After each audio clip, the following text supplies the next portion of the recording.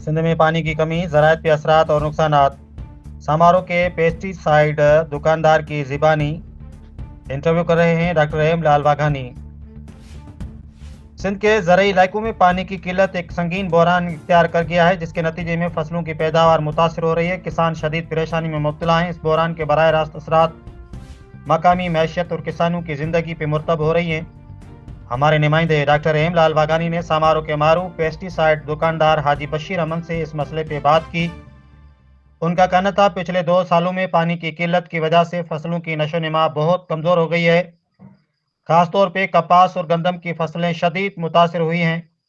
किसान न सिर्फ पानी की कमी का सामना कर रहा है, बल्कि पेस्टिसाइड्स और खादों की मांग में भी कमी आई है, जिससे हमारे दुकानों पे कारोबार बहुत नीचे आ गया है। उन्होंने मजीद कहा कि बार बार की लोड शेडिंग और नहरी निज़ाम की खराब हालत ने सूरत-हाल को मजीद बिगाड़ दिया है। माहिरीन ज़राअत का कहना है कि अगर फौरी इकदाम न किए गए तो सिंध की ज़रई ज़मीनें बंजर होने का खदशा है। किसानों का मुतालबा है कि हुकूमत पानी के मुनसिफाना तकसीम के साथ साथ नहरी निज़ाम की बहाली के लिए अमली इक़दाम करे। यह बहरान न सिर्फ खुराक की किल्लत का पेशखीमा बन सकता है, बल्कि देही मैशत को भी शदीद धचका दे रहा है। मजीद देखिए इस रिपोर्ट में। पहिरीं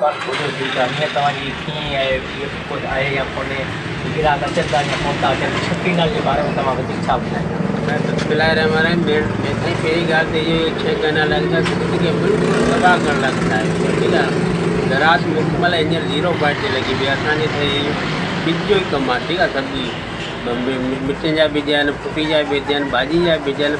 को ज़मीनदार दुकान ते अचण लाइ तयारु कोन्हे। सिर्फ़ु इहो ई मसइलो आहे पंहिंजा पाणी जो मसइलो मथां की थियो आहे। 6 कैनाल जेका नवां ठाहिनि पिया, उनजे करे मुल्क जी हालात हींअर सिंध जी इहा हालत आहे। इन असांजी ख़राबु इच्छा हले पियो पूरे मुल्क में, पूरे सिंध में। इनखे मिसाल तो बगल मुंहिंजा वकील ॿाहिरनि जी वरी महिनत थी आहे, जंहिंमें उन में असांखे हेल्प ॾिनी आहे कैनाल जे बारे में। ताईं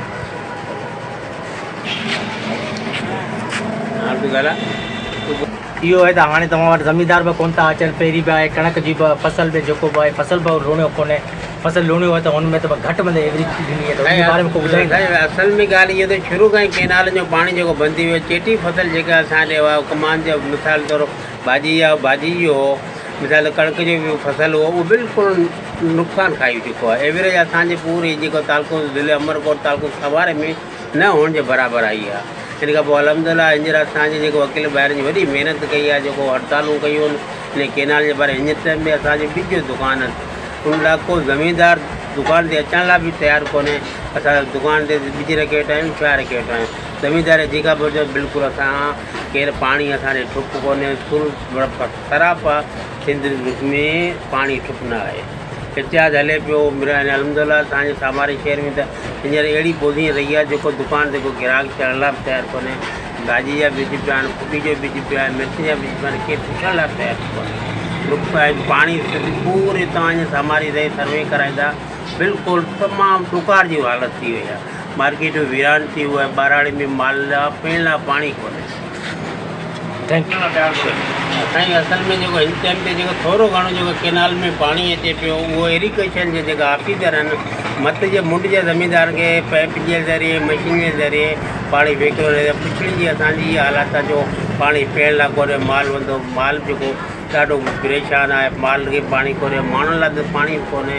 माल बिल्कुलु मरे पियो।